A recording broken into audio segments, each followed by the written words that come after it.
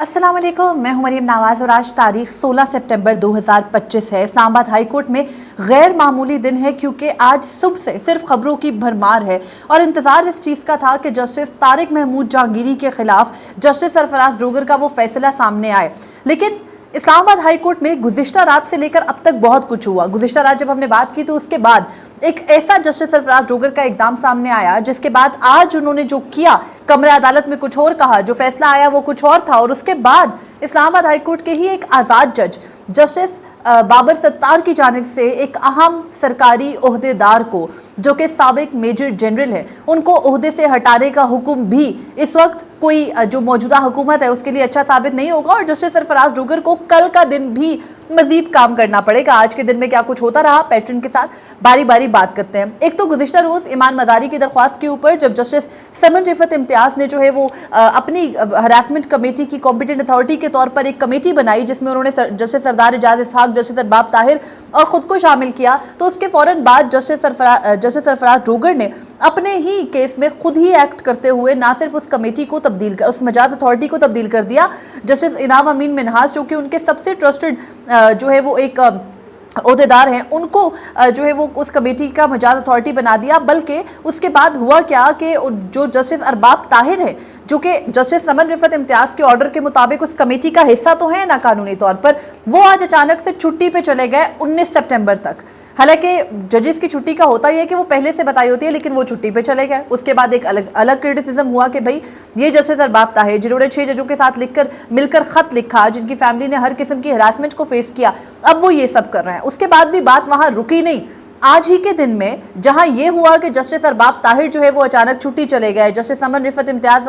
वाली जो कमेटी है उसको जस्टिस सरफराज डोगर ने एक तरह से गैर फाल कर दिया, ख़त्म कर दिया, उनकी जगह मजाज अथॉरिटी किसी और को बना दिया। तो उसके फ़ौरन ही बाद आज ही के दिन में सुप्रीम कोर्ट से भी 2 अहम खबरें आई। एक तो ये कि सुप्रीम कोर्ट ऑफ पाकिस्तान में जो सुप्रीम जुडिशल काउंसिल का, क्योंकि मरकजी सेक्रेटेरिएट इस वक्त वहीं है, तो चीफ जस्टिस जनाब याया खान को और जो सेक्रेटरी सुप्रीम जुडिशल काउंसिल हैं उन दोनों को ईमान मज़ारी ने पिछले दिन से लेकर आज तक होने वाली तमाम कार्रवाई को जो है वो अपडेट करके अपनी मुतफर्रिक शिकायत अरसाल कर दी है और वो जस्टिस सरफराज डोगर के खिलाफ है। इसके अंदर भी ईमान मज़ारी साहिबा ने ये दर्ज किया है कि आज उनके जो मुकदमात, जो कि मुख्तलिफ अपने क्लाइंट्स को वो रिप्रेजेंट कर रही हैं, उनके मुकदमात को बाकायदा जस्टिस सरफराज डोगर मुकर्रर कर रहे हैं ताकि ईमान मज़ारी को उनकी अदालत में जाना पड़े। जबकि आज डॉक्टर मारंग बलोच के केस में उनके मुआविन वकील ने यह वाजे किया जस्टिस सरफराज डोगर के सामने कि ईमान मज़ारी साहिबा आपके खिलाफ जो है वो एक केस में है, वो नहीं आना चाहती। तो जस्टिस सरफराज डोगर ने कहा कि क्या हुआ था कुछ दिन पहले अदालत में, कुछ भी नहीं हुआ था।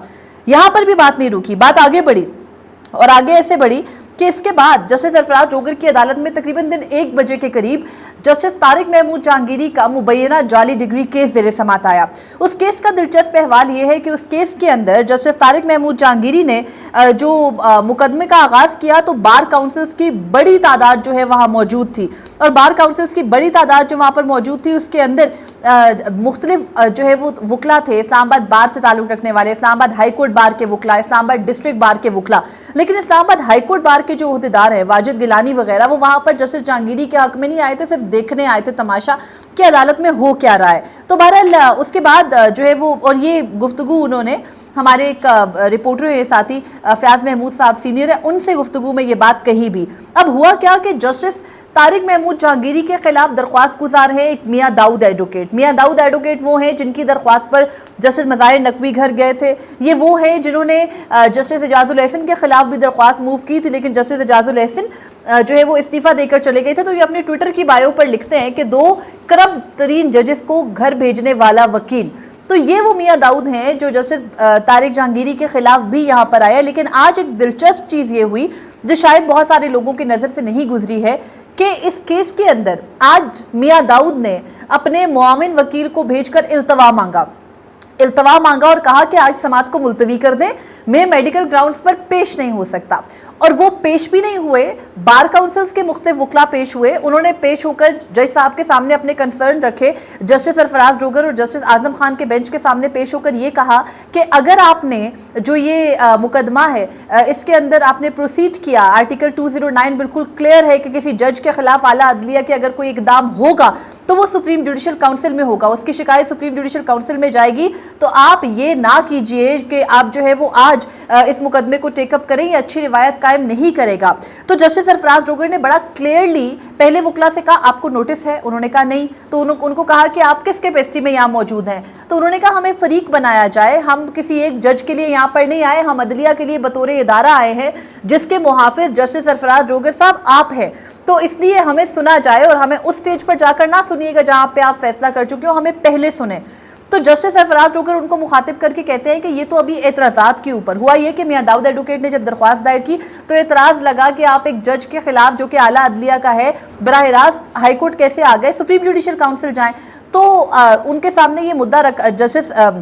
सरफराज डोगर ने ये कहा बार काउंसिल्स के नुमाइंदों को मुखातिब करके, तो अभी तो मैं एतराज़ात के मामले पर समाअत कर रहा हूँ, एतराज़ात पर सुन रहा हूँ, आपके जो भी कंसर्न्स होंगे उनको सुनकर मैं फैसला करूंगा। तो अब जब ये बात उन्होंने कही कि मैं आपको सुनकर फैसला करूंगा, बड़ी लंबी सारी जो है ना उन्होंने वो तकरीर की और उन्होंने कहा कि आप लोग जो है वो परेशान नहीं हो, आपको सुने बगैर जब तक मैं तमाम बार्स को सुन नहीं लूँगा, आपके कंसर्न्स को जो है वो एड्रेस नहीं कर लूँगा, मैं केस का फैसला नहीं करूँगा। ये बात हुई। ये बात करके जस्टिस सरफराज डोगर ने, कमरा अदालत में हम सब मौजूद थे, उन्होंने ऑर्डर लिखवाना शुरू किया। ऑर्डर लिखवाया और ऑर्डर के अंदर ये लिखा कि ये दरख्वास्त के ऊपर एतराज़ात हैं और जज साहब के खिलाफ जो दरख्वास्त है उसको मुलतवी किया जाता है कब तक, जब तक सुप्रीम जुडिशल काउंसिल फैसला ना कर ले। अदालत में जो फैसला डिक्टेट करवाया जस्टिस सरफराज डोगर ने, उसके अंदर उन्होंने क्लियरली ये कहा कि जब तक जो ये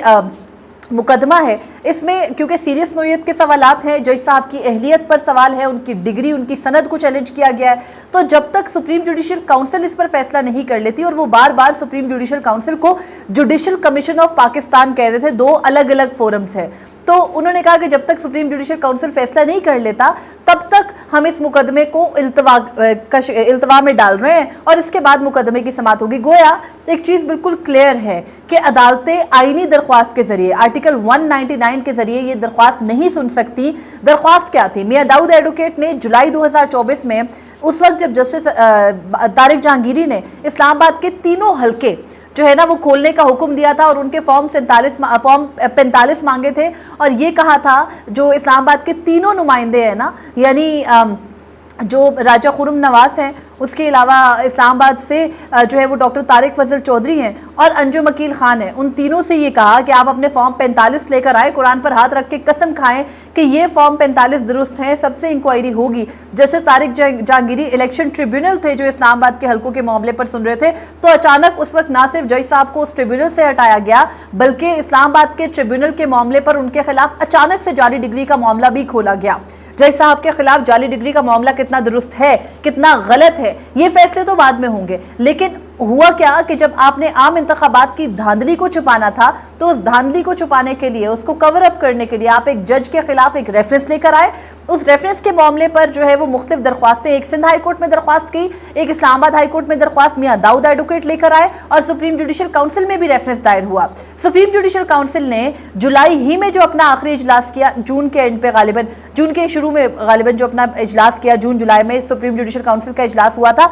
उसमें बैठकर चीफ जस्टिस जनाब याह्या खान ने जस्टिस जहांगीरी के खिलाफ और जस्टिस मोहसिन अख्तर कियानी के खिलाफ जो पेंडिंग दरख्वास्तें थी, गो कि उनके ऊपर कानूनी राय आ गई थी कि इनको डिसमिस करें, उनको पेंडिंग रखा। जब उनको पेंडिंग रखा तो 2 हफ्ते पहले जो एस्टैब्लिशमेंट के बड़े करीब सहाफ़ी समझे जाते हैं, उन्होंने कहना शुरू कर दिया कि जाली डिग्री वाले जज जो हैं वो तो फारिग होंगे। और फिर अचानक से आउट ऑफ नोवेयर कि जब जस्टिस तारिक जहांगीरी अपनी अदालत में बैठ के अपना काम कर रहे हैं और वहाँ पर वो कुछ रिमार्क्स देते हैं जो कि मीडिया की नज़र भी नहीं बनते, कहीं पर भी नहीं आते, उस पर इतने मसाइल सामने आते हैं कि जज साहब के खिलाफ अचानक से मुकदमा मुकर्रर होता है, आउट ऑफ विच रोटेशन नहीं पता, 1 साल 1 माह के बाद ये मुकदमा, 2 माह के बाद ये मुकदमा मुकर्रर होता है, यानी 14 माह के अरसे के बाद जब ये मुकदमा मुकर्रर होता है तो वो वकील जो कि ये दावा करते हैं कि वो 2 करप्ट जजेस को पहले घर भेज चुके हैं, वो आज अदालत में पेश भी नहीं होते, वो इल्तवा की दरख्वास्त करते हैं। इल्तवा की दरख्वास्त वो करते हैं, अदालत जो है वो ये पूरी समाज जो मैं आपको बता चुकी हूँ इसके बाद उठ जाती है।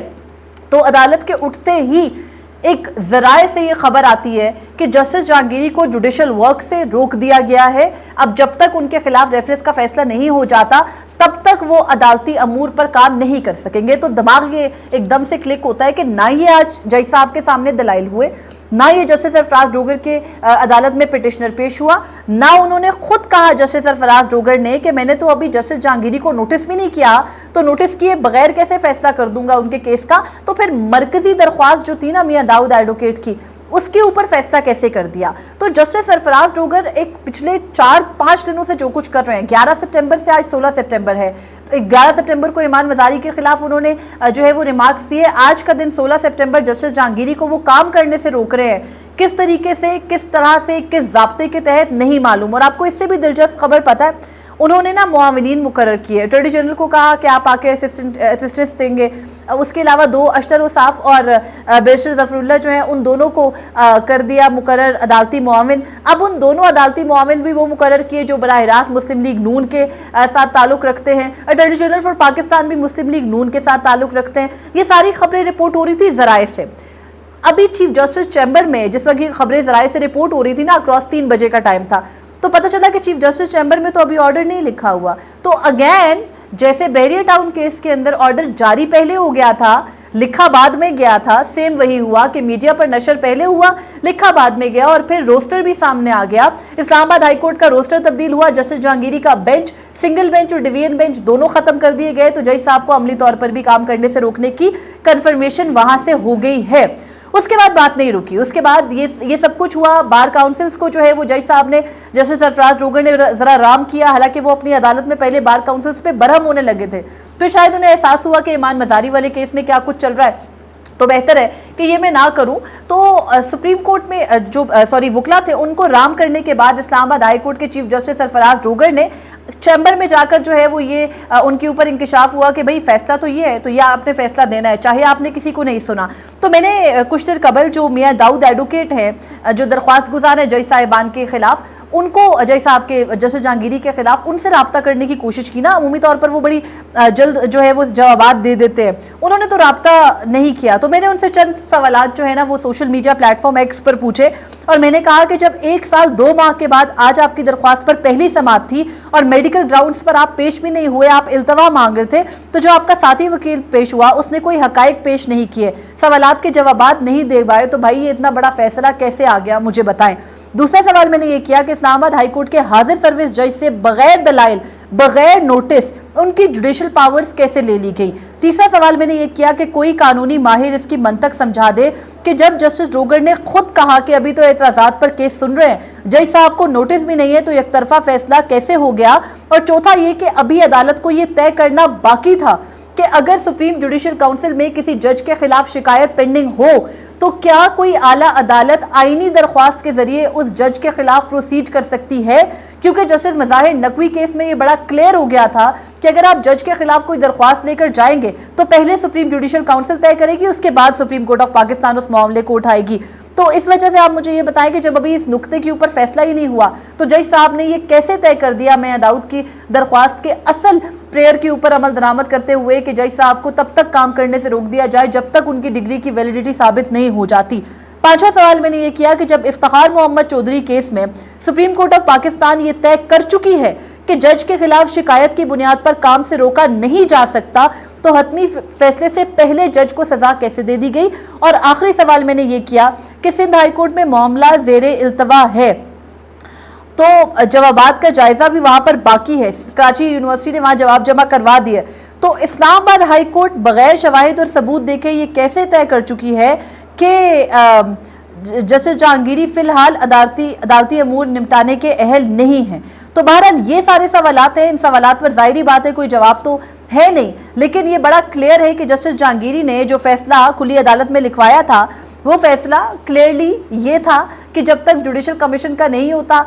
جو ہے وہ سپریم جوڈیشل کمیشن کہہ رہے تھے نا بار بار, حالانکہ خود بھی سپریم جوڈیشل کونسل کے ممبر ہے. تو جسٹس ڈوگر نے کہا کہ جب تک یہ معاملہ نہیں ہوتا تب تک ہم اس کو ملتوی کریں گے. انہوں نے کہا کہ جج صاحب کے خلاف بڑے سیریس کویسچنز جو ہے وہ اٹھائے گئے ہیں, بڑے سیریس جو ہے وہ کنسرنز ان کے بارے میں ہیں کہ وہ کیا جج کی کرسی پہ بیٹھنے کی اہلیت رکھتے ہیں یا نہیں رکھتے، تو معاملہ جو ہے وہ ابھی سپریم جوڈیشل کاؤنسل میں ہے، لہٰذا ہم اس معاملے کو ملتوی کرتے ہیں۔ اور ہمارے بہت سارے کورٹ رپورٹرز اسلام آباد ہائی کورٹ کے یہ دعویٰ کر رہے ہیں کہ جج صاحب نے جو ہے وہ جو یہ فیصلہ دیا یہ انہوں نے اوپن کورٹ میں لکھوا دیا تھا، which is not true۔ تو بہرحال اس کے علاوہ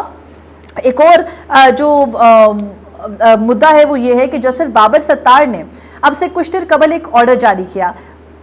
پی T A chairman P T A یعنی پاکستان ٹیلی کمیونیکیشن اتھارٹی کے chairman major general retire Hafeez ur Rehman کو عہدے سے ہٹانے کا فیصلہ دیا ہے۔